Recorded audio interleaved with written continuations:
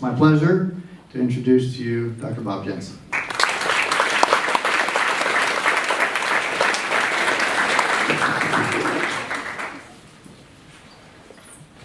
Good evening, everybody. My name is Bob.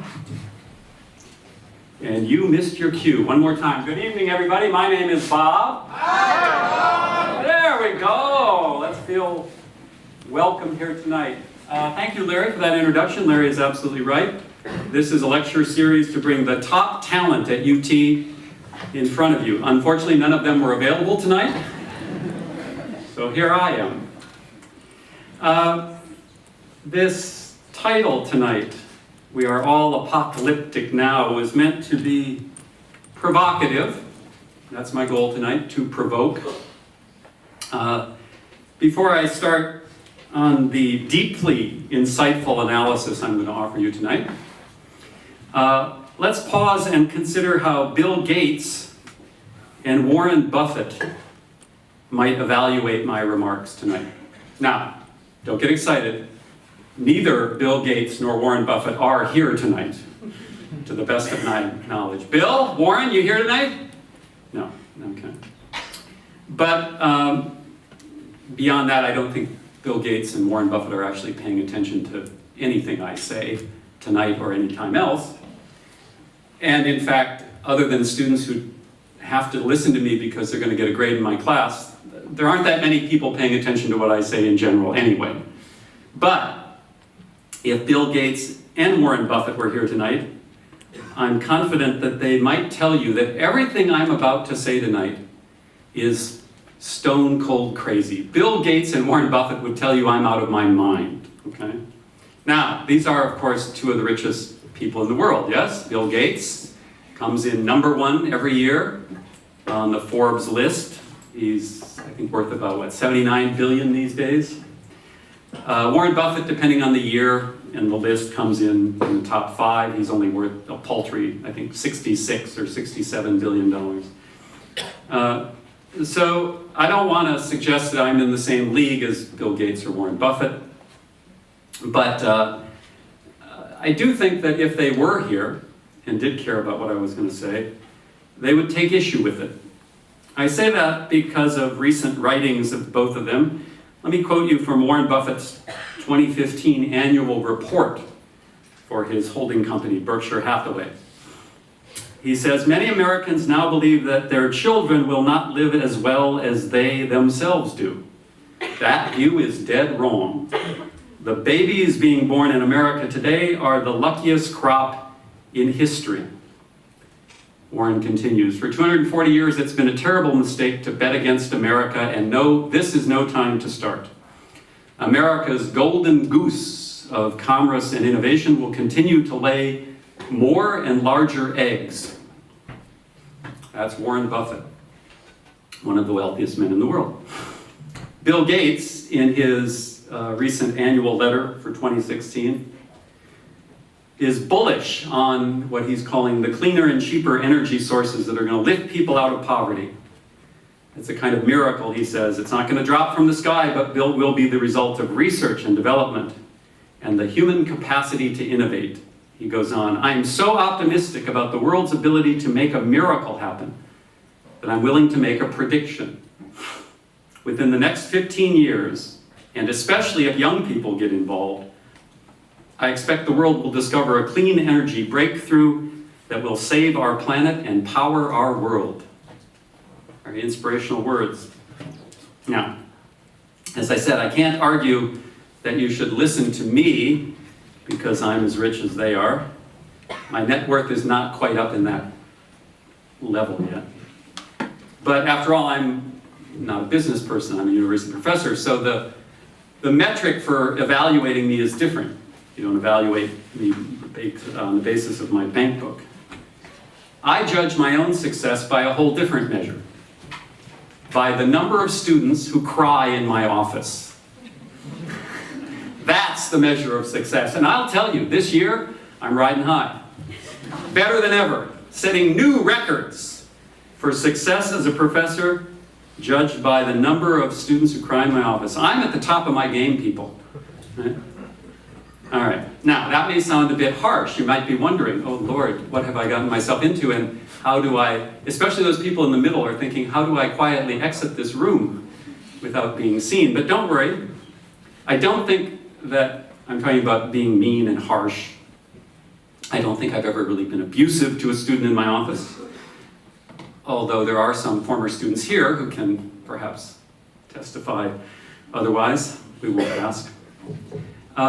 What I'm getting at is this goal of trying to create space in my courses and in the office where people can deal with crucial questions about social justice and ecological sustainability, and then feel what I'm going to call the grief that is common and perhaps inevitable if we honestly face the reality about those subjects coming under the headings of social justice and ecological sustainability. At this particular moment in history, I think that intellectual and emotional honesty is bound to lead us to that grief. And that if we are morally responsible, we should not turn away from it. So let me explain what I mean here. This is an example of how it can play out. I was teaching a course called Media Law, a big lecture course, and the student came by my office, a student I hadn't met before. And she's clearly nervous, which is not unusual. Sometimes when students come to your office hours and they haven't been there, they're a little anxious. And we had an exam coming up, but she said she wasn't there to talk about the exam.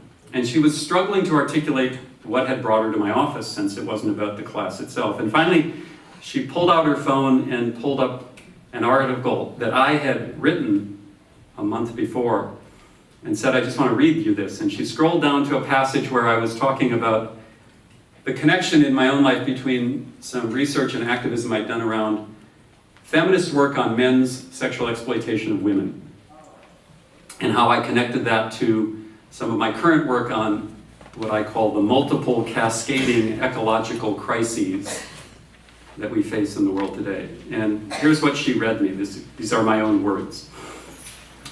I was explaining the connection between these two somewhat different subjects, a feminist critique of pornography and men's exploitation of women, and ecological crises. And I said in that piece, that's my career, thinking about the consequences of the worst aspect of human nature, the quest for domination, no matter what the cost to other people or other living things, from the most intimate spaces in our lives to our collective place on the globe.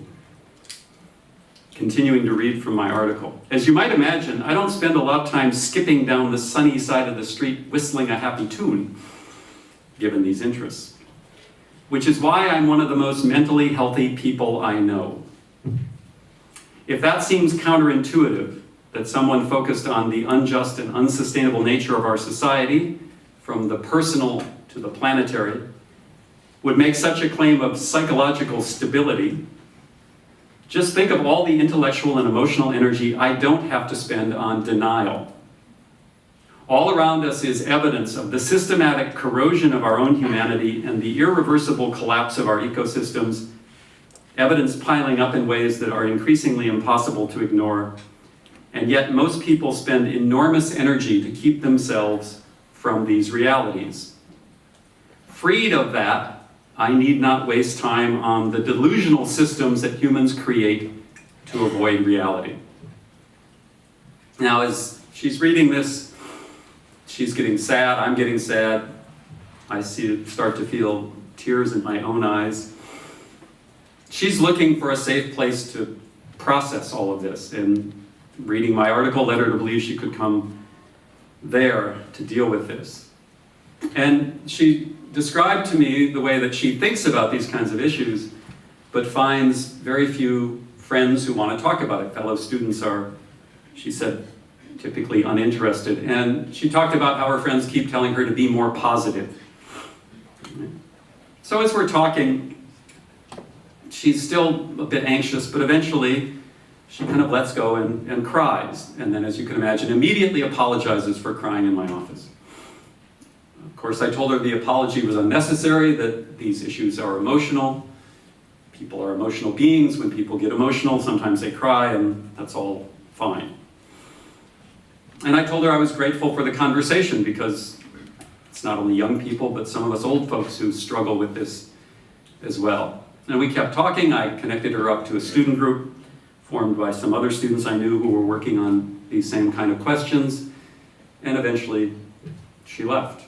Now, I've had lots of experiences like this over the past few years, which have led me to this perhaps somewhat odd-sounding conclusion. That's the title of the talk, that we should all accept that we are all apocalyptic now. What I'm trying to argue is that whether or not we want to face these difficult realities, these realities define our times and will define us whether we want to accept it or not. So I'm going to make a case tonight for going apocalyptic. Right? Now, we do need to do some definitional work first. By the term apocalyptic, I am not encouraging a kind of doom and gloom nihilism or suggesting that we all seek refuge in stories about some preordained end of the world. I'm using the term instead to talk about the need for clarity, for a kind of both intellectual and emotional honesty that I think is more necessary than ever, not because the world is ending anytime soon, but because the systems that organize our world cannot endure indefinitely. Now, you're probably familiar with the fact that most of the discussion of the apocalyptic in contemporary America tends to focus on the book of Revelation, which is the final book of the Christian New Testament, which has generated a lot of varied claims about how the world ends, how Christ will return, the new world that will be born out of this titanic clash between good and evil. This isn't a theological lecture. I'm not going to address that. But we should be aware that there are other interpretations of the book of Revelation, which is also known as the Apocalypse of John. And that's a reminder that the two words have basically the same meaning. Revelation is from Latin, apocalypse is from the Greek, and they both mean not the end of the world. That's not what the term means. The word apocalypse or revelation means a lifting of the veil, a disclosure of something that had been hidden, a kind of coming to clarity, and that's the way I want to use the term. There's interesting scholarship on the book of Revelation. Some scholars interpret it to be not predictions about the future and how the world as we know it will end, but as a critique of the oppression of the Roman Empire of that moment in history. So we can think about speaking apocalyptically in that sense as trying to deepen our understanding of the world and break through the illusions that people in power often create to keep us trapped in the systems that they control. And that seems a very important task here in what I think we can accurately describe as a propaganda-saturated contemporary United States. This is a country in which billions of dollars a year are spent on marketing, advertising, public relations, things that we could, I think, appropriately call propaganda, attempts to control the public mind. And it is a struggle to come to some sort of clarity about the nature of those systems of power that we live under, both political and economic. So I think this notion of revelation, of coming into clarity about the nature of the world we live in, is more crucial than ever. Now, there are some important questions that have long been asked in this vein, familiar to people, especially who approach the world critically. For instance, does the U.S. foreign and military policy promote peace and freedom in the world, as we're told, or is its aim to extend and deepen U.S. control? Are the corporate capitalist economic interests that tend to shape those policies designed, or are those interests hoping for peace and prosperity, or are they simply interested in the concentration of wealth? Now, there are other questions coming into sharper focus more recently that concern whether or not the systems that structure the modern world are really consistent with a sustainable, large-scale human presence on the planet. Does a mass consumption consumer capitalism in the first world have a future? How long can a high energy, high technology world, which depends on drawing down the non-renewable ecological capital of the planet, endure indefinitely? Those are important questions that are difficult to confront. Thinking apocalyptically, this coming to clarity, I think, forces us to think about the crises that concentrated wealth and power create. And to think about that, I think, is to come to the conclusion that there are, despite what Bill Gates and Warren Buffett have to say, rockier times ahead. So this word apocalypse that's become synonymous with a very reactionary kind of theology, that's kind of the expression of almost a death cult, can be understood differently. I want to emphasize this. I am not predicting the rapture. Instead, I think we need to talk about ruptures of the system that are going to happen in perhaps our lifetime. And that there is a kind of responsible apocalyptic thinking that demands of us an honest accounting of this, and I think is going to demand that we do all we can to hold on to our humanity. And I think this is a moral obligation to confront these questions and not turn away from them. But again, because people so often associate the word apocalypse with predictions about the end of the world, let me be perfectly clear. Rather than thinking of Revelation as a divine delivery of a message about some fantastic future, we can think about it as a process of identifying and analyzing the ruptures that are happening all around us. Some questions that demand our attention. For instance, why is there such a dramatic disparity in police officers' use of deadly force against non-white people? That's a question that's in the news often, something that demands our attention. Why as a society do we downplay the scope and severity of men's violence against women while celebrating the sexual objectification of women in pop culture?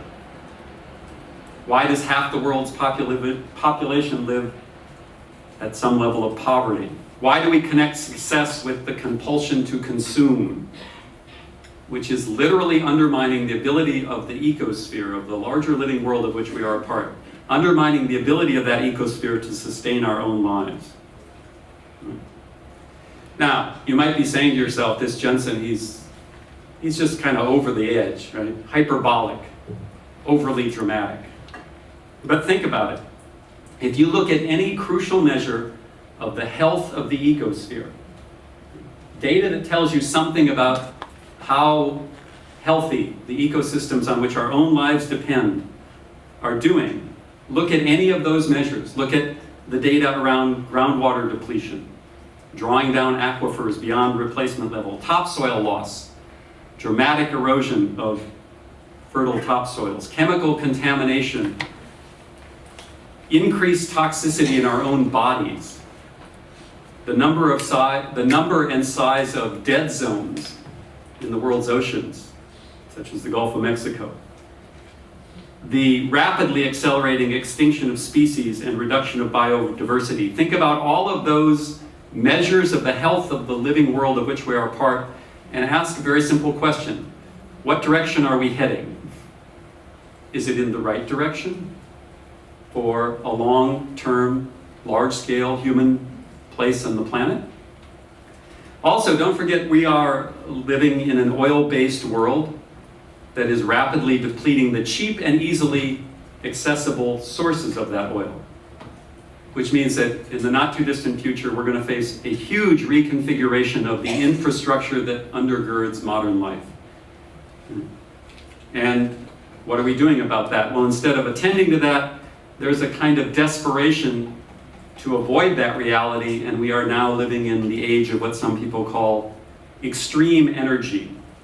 Even more dangerous and destructive technologies, such as hydrofracturing, fracking, deep water drilling in the Gulf and other places, mountaintop removal of coal, and the craziest of all of them, the tar sands extraction in Canada. Oh, and by the way, don't forget to add to the list climate change. It's hard to ignore that one, unless you're in that ideological, fanatical category of climate change denial. Now, add all of that up, and I think it is time to think apocalyptically, to put aside the illusions that might help us avoid, but are not going to help us deal with this. All right. Now, I want to do a little diversion to talk a bit about teaching and how that goes forward at a place like the University of Texas. So, as Larry said, my teaching home is the School of Journalism. Although I must confess, my heart belongs to the signature course program, which is where I really love teaching the most. But whatever the focus of any particular course I teach, and I've taught recently an introduction to journalism, I've taught a media law course, I've taught signature courses, one on the concept of freedom, and a new one I'm teaching this semester on food politics. But in all of those courses, no matter what the actual subject, I start the semester, the first day of class, with a summary like this of how I view the world under these categories of social justice and ecological sustainability. And I don't mince words. I tell students on the first day of class that I think the news is bad and getting worse, and that assessing those realities is important to our course. Now, I have colleagues, fellow professors, people I like and respect, who have challenged me on this and offered first a critique and later sometimes a caution about this approach of being so upfront about my views. The critique is that by doing that, I am going to inappropriately politicize the classroom. That by being so upfront about my views about political, economic, and ecological realities, that I am inappropriately injecting politics into the classroom. But I think that critique is misguided and based on a lack of understanding about the nature of teaching. The decisions that any professor makes in a class, the topics one is going to address, the readings we're going to require, the type of analysis we present in lectures, those, when we're dealing with the humanities and the social sciences, the questions about human life, those choices about how to structure a class can never be reduced to purely professional judgments. There are always choices professors make that will reflect their view of the world. It's inevitable. Now, we all have a choice. We can construct classes that are consistent with the conventional wisdom of the culture, the way the culture tends to think, or we can construct classes to challenge that conventional wisdom. But whichever choice we make, neither is purely professional or neutral. Whatever choice we make reflects the way we understand the world. Now, claiming to be neutral can seem safer, but what I'm arguing is there is really no neutral ground on which to stand when making judgments like this. I teach basically about the intersection of economics and politics, about mass media's role in society, about legal, ethical issues. Can anyone imagine a syllabus about those subjects that doesn't require a professor to make some judgments? Now, in doing that, I try to keep the classroom open. I try not to denigrate opinions that are different than mine. I try to bring in all the relevant positions. But in the end, the framework for the class is going to reflect inevitably the way I see the world. And pretending to be neutral doesn't absolve me of that. So I think it's the reason I sort of digress on this is it's very important for students to realize that when you are in such a class, you are in a class constructed by someone with views, and those views will inevitably affect that class. So the criticism I've gotten from colleagues about why I should shut up about this stuff, I don't think holds. It's a reflection of my position, but to shut up about it would be a reflection of a position as well. The caution is actually more interesting. The thing that some professors have suggested I rethink is based in their claim that students, young people, that's all of you, right, that I should be careful because you can't handle that kind of blunt talk about harsh realities, and it's not fair to subject you to it. Okay? Now, I certainly don't want to come into the classroom and frighten people, traumatize people. And in fact, the first time in a class, I talked about this, about my view of this, I was a little nervous that people would kind of, roll their eyes and ignore me or sort of blow it off, One of those, yeah, whatever, dude, like, just get to the syllabus and tell us when the exam's going to be. But the first time I did it, I was surprised to see so many heads nodding in the room. Students seeming to be at least intrigued by what I had to say. And based on conversations with lots of students over the last few years, learning that often students feel a kind of relief that other people, especially people in positions of authority, are thinking about things they've been thinking about too. It's a way of validating that you're not crazy. So whenever I hear people in positions of authority, like other professors, tell me, listen, the kids can't handle it, I interpret that to mean I, the adult in charge, can't handle it, and I'm going to take my own anxiety and fear and displace it on the student. And I think people in my generation do tend to want to avoid their own fears and displace them onto others. But I think it is our obligation to engage. I was born and raised in an era. I was born in 1958, came of age in the 1960s and 70s. I was born into a world with an assumption of endless expansion. There were recessions and wars and problems when I was growing up, but whatever was going on at any given moment in my youth, the assumption was eventually there would be more of everything.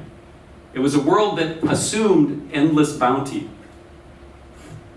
And we live today in a world that I think is quite different, no matter what Bill Gates and Warren Buffett have to say.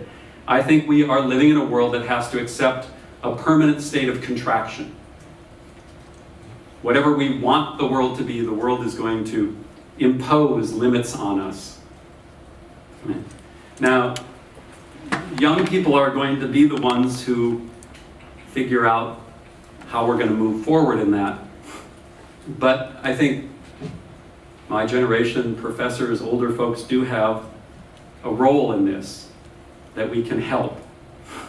Now, obviously, when one is a professor, one also is a citizen and a human being, and one has obligations in those categories. But in our role as teachers, I think what I would call a responsible apocalyptic teaching doesn't stop at simply highlighting the problem, doesn't stop at merely acknowledging the grief, but should be part of a plan to move forward.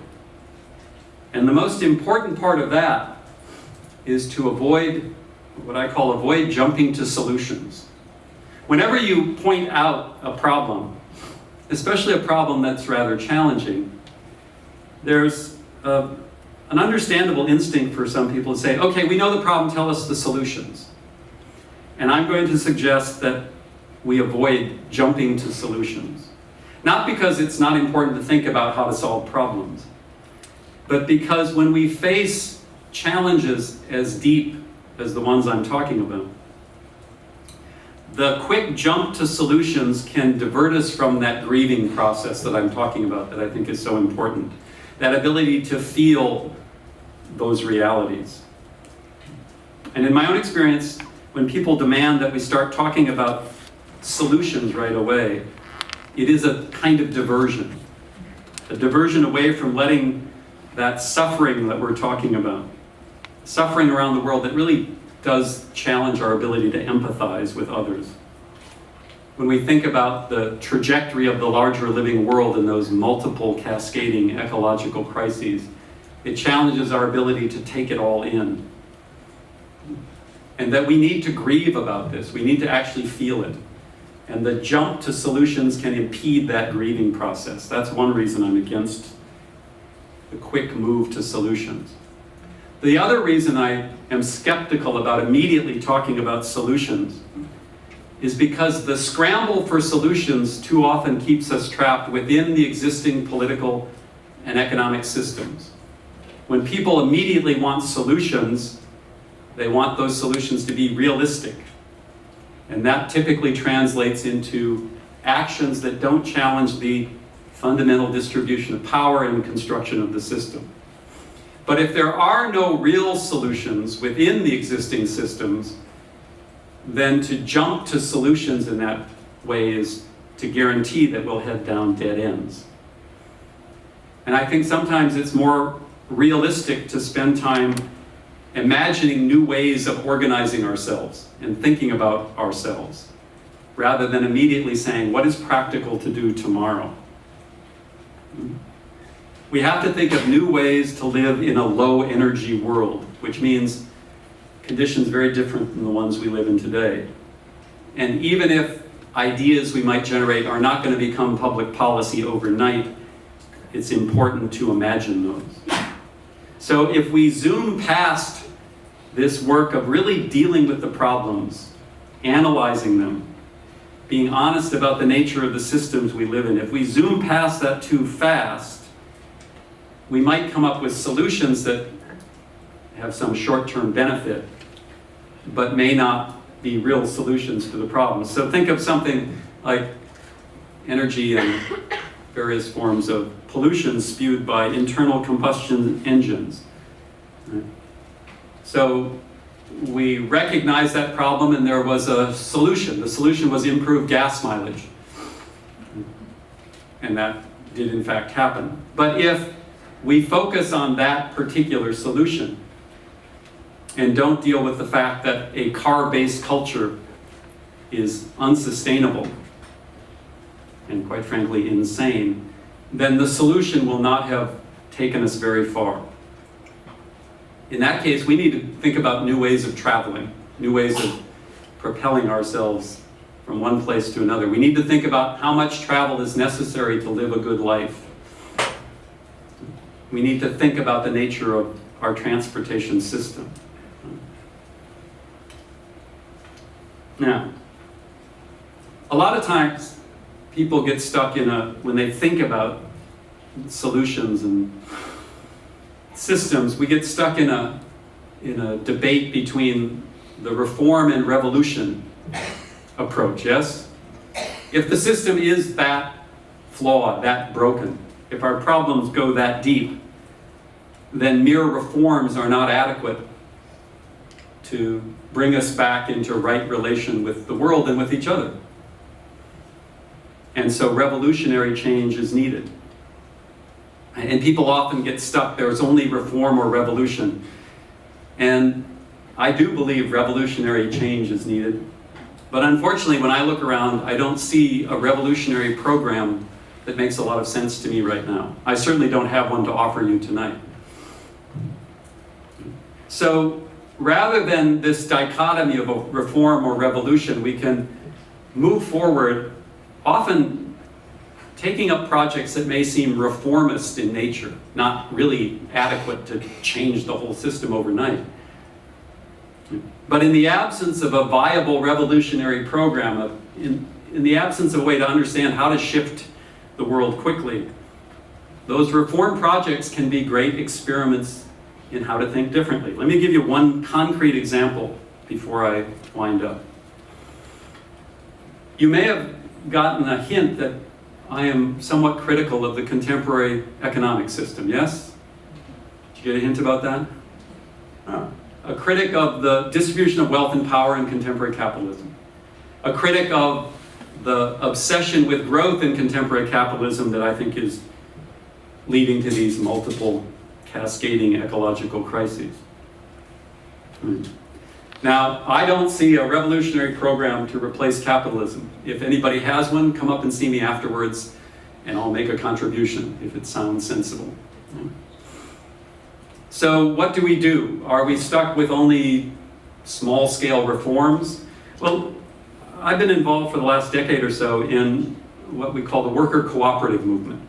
What is a worker cooperative? A worker cooperative is a worker-owned, worker-managed business that exists within the existing capitalist economy. And like all businesses within capitalism, has to produce a profit to continue.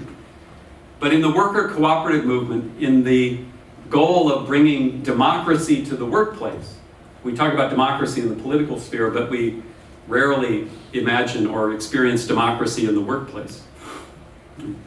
The worker cooperative movement asks, how do we create democratic workplaces that not only focus on profit, but focus on what in the worker co-op movement they call the triple bottom line. Not only profit for the people working in the business, but rewards for the people of your community and for the planet, a business that is not in opposition to communities and planets. The health of the community and the health of the larger living world matter in this formulation. So worker cooperatives are not a revolutionary project to change the economy overnight, but they are very interesting experiments in a different way of seeing an economy. A democratic workplace, not a hierarchical workplace, which is what most of us experience in the workplace. A focus not only on profit, but on other considerations as well, built into the nature of the system. So worker cooperatives are reformist in a sense, not revolutionary, but they can be places to experiment with radically new ways of thinking about ourselves and thinking about economic activity. And I think those are the places where the most action is in this culture. They're often below the radar of the mainstream culture. You don't see a lot about them in the media. But they're places where people are working out different ways of living. The urban garden movement is another place where people who are dissatisfied with the industrial food system are not radically changing that system overnight, but experimenting with different ways to reconnect to the earth, to grow some of your own food, to reconnect to communities. All of these are places where we can experiment with possibilities. Now, is it meaningful to engage in these experiments? I think it is. And I'm going to end with a discussion of a friend of mine who was perhaps more diligent at trying to live out these experiments than anybody I know. I already mentioned the last book I wrote, which is called Plain Radical, Living, Loving, and Learning to Leave the Planet Gracefully. And the main character in this book is a friend of mine who died a few years ago. His name was Jim Coplin. And I describe him as a plain radical. He was plain in the sense of being not a fancy guy, very straightforward, but living a very radical life based on a willingness to engage in this process I'm talking about. I knew him for 24 years until his death, and it was both a personal friendship and an intellectual partnership that had a dramatic influence on me. And I'll never forget the first time I started thinking about this was when Jim Coplin told me, he said, I wake up every morning in a state of profound grief. I wake up every morning, he said, in a state of profound grief. He wasn't depressed. He didn't have personal psychological problems. He simply was unwilling to look away from the reality of the world in which he lived, and he experienced that grief in some form every day. But the important lesson in Jim's life is that grief did not paralyze him. It did not keep him stuck at home. He spent his entire life, literally up until the week he died, in the community, in a variety of different activities. He worked in the course of his life, he worked in every major movement of the last half of the 20th century. He was involved in the civil rights movement in the South when he was younger. He was part of early environmental justice groups. He worked in the feminist movement. He worked in more contemporary times on sustainable farming initiatives. He worked at a local arts organization that was trying to bring these ideas into public view through creative enterprises. And he was a first-rate urban farmer. He'd grown up on a farm and he continued to practice those skills throughout his life. And so it's important not just to talk about these ideas, but to talk about how people can live with these ideas and how these ideas can inform and animate our own lives. And the book is the story of how Jim did that. In a way, it's a story of how he came to understand what it means to live on the human estate of grief and joy. It's a phrase I borrow from one of my favorite writers and one of Jim's, Wendell Berry. If you take nothing else away from tonight's talk, write down Wendell Berry. If you have not read Wendell Berry, I highly recommend it. Wendell is a poet. He's a fiction writer. He writes novels and short stories. And he writes essays about the sustainable agriculture movement and larger concerns. And I think he's one of America's greatest living writers. And that phrase, the human estate of grief and joy, comes from a book of Wendell's.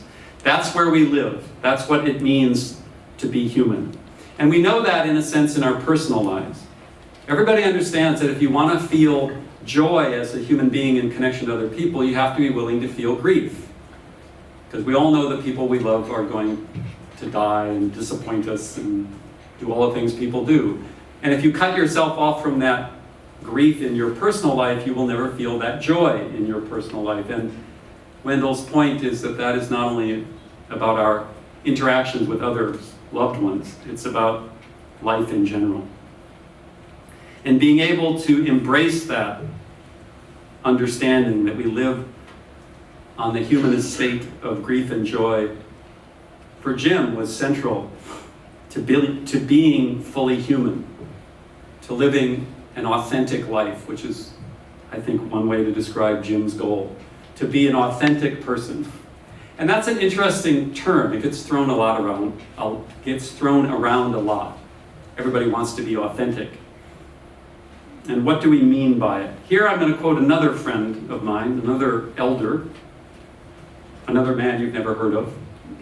His name was Abe Osheroff. Abe was another one of these interesting characters I stumbled across in my life. Abe had also been involved in various kinds of radical political activity his whole life. He was born and raised in New York. He got involved in politics during the Depression. He was one of the members of the Abraham Lincoln Brigade, a wonderful story in U.S. history. The Abraham Lincoln Brigade were Americans who went to Spain in the 1930s to fight for the Spanish Republic against fascism. Before World War II, the first big European struggle with fascism was in Spain. And Abe and a bunch of other young people in the United States went across the ocean to fight in somebody else's revolution. Very inspiring story. He came home, he worked in the civil rights movement, he worked in neighborhood organizing, he worked on a variety of different projects. And in talking to Abe at the end of his life, he would often use this term authenticity. And one day I said, Abe, what do you mean by the term authentic? What does it mean to live an authentic life? And this was his answer. He said, authenticity comes when your thoughts, your words, and your deeds have some relation to each other. It comes when there's a real organic relationship between the way you think, the way you talk, and the way you act. He said you have to fight for that authenticity all the time in this world. If you don't fight for it, you will lose it. What Abe was saying is that to live an authentic life is to not censor yourself when you're thinking. And he said a lot of people do. A lot of people are afraid to even think certain things. He said an authentic life is when you're willing to think honestly and then speak to others about what you think. And then even act on what you say. And I think it's getting increasingly difficult in this world to live an authentic life, that we too often censor ourselves before we even dare think a thought. That often when we think things, we are afraid to say them out of fear that others will see us as crazy. And even when we dare articulate ideas, we're afraid to act on them because the consequences can seem so dangerous. But I think that the kind of new vision that's necessary if there's going to be a human future, or at least be a human future that we want to be part of, is going to require that kind of authenticity, starting with overcoming our own fears about even thinking some of these kinds of thoughts. But if we don't, I fear what will be lost. And I have models for how people have had the courage to do that. Not only famous people, but very plain people who've been in my life. People like Jim and people like Abe. And if they could do it, I see no reason why we can't as well. So with that, we have a little bit of time to open it up for not only questions, but comments or challenges. And then we have a very exciting raffle prize giveaway at the end of the evening tonight. So stay tuned for exciting prizes available to you, yes, you, for being here tonight. So with that, the floor is open to comments, questions, challenges.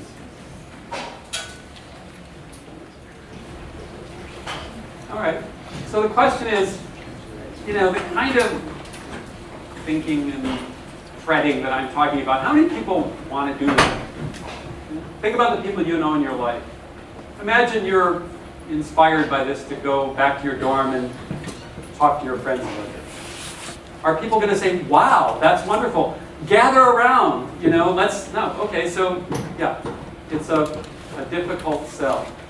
The first thing is to recognize that there's no guarantee of success in anything, in our individual lives or collectively. And there's no guarantee that we can escape the traps that we have created. This is my own opinion. That's another way of saying the human with the big brain, us, Homo sapiens, we may well be an evolutionary dead end. That the combination of our cognitive capacities, our intelligence, and our incredible arrogance may be there's no way out of it at this point. But even if that's true, even if there aren't going to be 7 billion people on the planet indefinitely, maybe if the systems we've created simply cannot endure, there is going to be some human presence on the planet. And I don't think we're going to go extinct. So whatever is possible with how many ever people, even if it's doomed to fail, there's a compelling moral obligation to try and craft the solutions that we can over the long term to reduce human suffering and save what we can of the larger living world.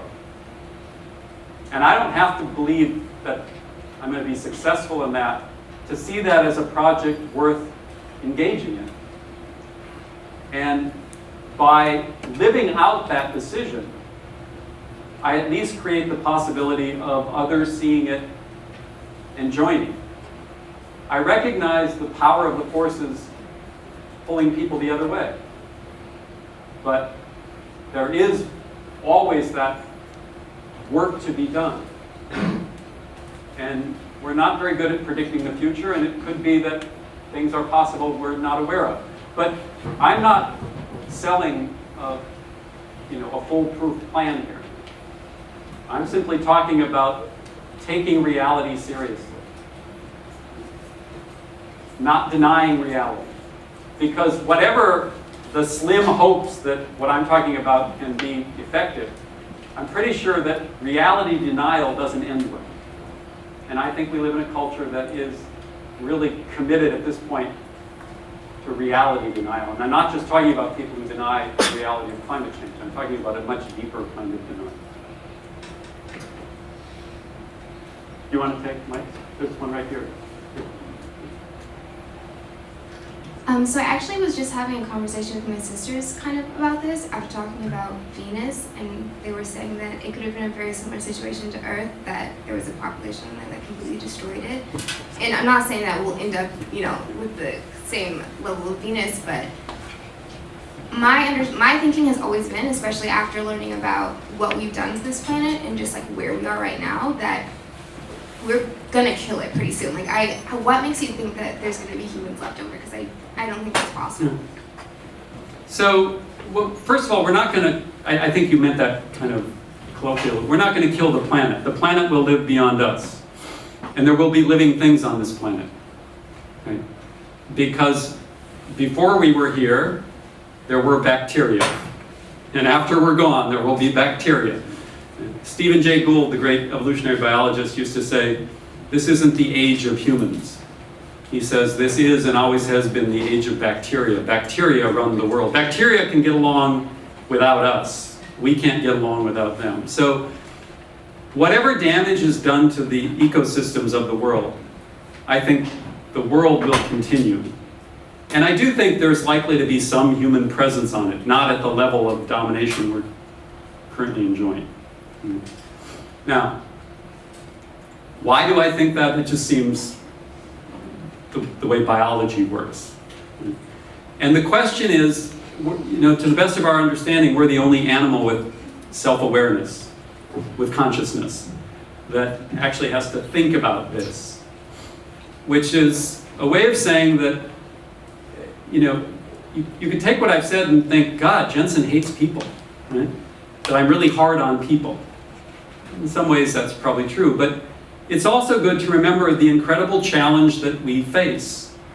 We are the only species in the history of the planet that has ever had to think about limiting ourselves. No other species, what is life? Life is basically the scramble for carbon, energy-dense carbon. All life on Earth goes after the energy in carbon. We just got very good at it, so good at it that we're undermining the capacity of the ecosphere to sustain us, which means that we have to do what no other species has ever had to do, which is impose self-imposed limits. Now, are we going to be able to do that in a way to make a world with 7 billion people possible? No, I agree, probably not. But I do think there is going to be a human presence, and the real question is, how do we understand ourselves as human beings? What do we mean by humanity when we go from this place of 7 billion to some smaller human population? Because that transition can either be humane to the degree we can make it that, or it can be barbaric. And that's really why I think this is worth talking about, because I do think this transition is coming. I do not think there's much we can do to stop some of it. But we can make choices about who we are as we go through it. Two constructs of revelation and apocalypse etymologically, that is, the lifting of the veil, which you were mentioning earlier. How does it differ between a self-imposed apocalypse, that of us lifting our own veils, than of the world lifting the veil itself for us? Well, the process by which I come to clarity is never an individual process. It's always a collective process, which is why I'm standing here tonight. If I didn't think I couldn't help you and you couldn't help me, there'd be no point in it. My own experience of coming to terms with this is always collective, and you didn't ask this, but also, as I've been trying to point out, not only intellectual but emotional. And at least in my experience, that happens collectively. Because when we go off on our own and try to work through this on our own, we tend to drive ourselves crazy. So this is, I think, the most important thing universities can do in the coming decades is to provide a space for this kind of conversation. And there are hints that that is happening. Yeah? That there are renewed interests in things like environmental studies. That at UT we have a micro farm run by students who are interested in thinking through this kind of thing. So I think I've been trying to argue that universities have a responsibility, that individual faculty have a responsibility, because some of you may have the experience of being shut out of this conversation in collective spaces, and you know how hard it is to maintain on your own. And that's all this is tonight, in a sense, is if this, and this is where I'll end before the exciting free gift giveaway. Did I mention that? Is that if you came to this auditorium tonight with some of these thoughts, at various times this has gone through your mind, you've looked at a news report about climate change and thought, shit, this is not going well. Right? All I'm telling you is you're not crazy. And the emotions you feel around it do not make you crazy. That there are a lot of people struggling with this, and we tend to struggle with it alone because of the nature of this culture. And it's an invitation to find that authentic voice where you can speak about what you've thought and then find ways to act about it. So that's my pitch. Now, the exciting giveaway is, of course, you've already figured out, not nearly as exciting as I've been suggesting, yes? But this title, We Are All Apocalyptic Now, is also the title of either a very short book or a very long pamphlet, depending on how you categorize it, that I wrote. And I brought 10 copies with me tonight that are going to go to the lowest bidder. Do I hear nothing? Will somebody give me nothing for this book? All right. All right, more than 10 of you raised your hands, so I'm going to put these here, far away from me, so I don't get elbowed out. I think I'm looking at Larry, who's got the mic. Are we done? We're done. If you have questions or comments, come on up. Thanks for coming tonight. Or any time else.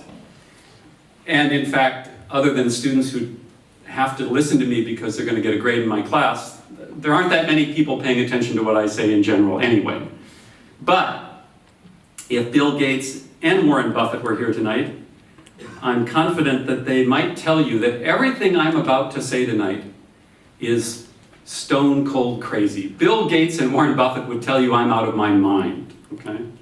Now, these are, of course, two of the richest people in the world, yes? Bill Gates comes in #1 every year on the Forbes list. He's, I think, worth about, what, $79 billion these days?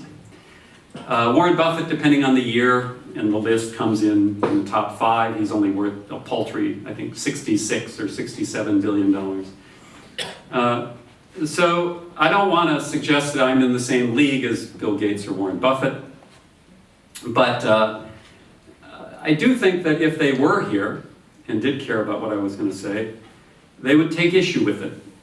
I say that because of recent writings of both of them. Let me quote you from Warren Buffett's 2015 annual report for his holding company, Berkshire Hathaway.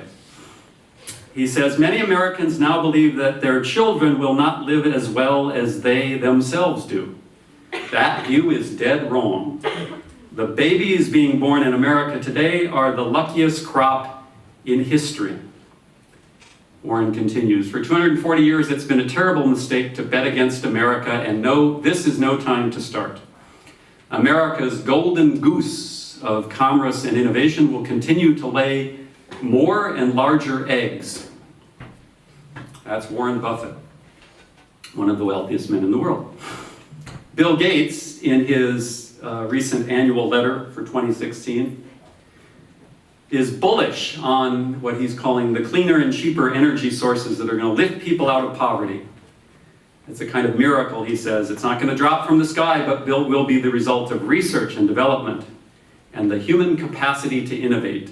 He goes on, I'm so optimistic about the world's ability to make a miracle happen that I'm willing to make a prediction. Within the next 15 years, and especially if young people get involved, I expect the world will discover a clean energy breakthrough that will save our planet and power our world. Very inspirational words. Now, as I said, I can't argue that you should listen to me because I'm as rich as they are. My net worth is not quite up in that level yet. But after all, I'm not a business person, I'm a university professor, so the metric for evaluating me is different. It's my pleasure to introduce to you Dr. Bob Jensen.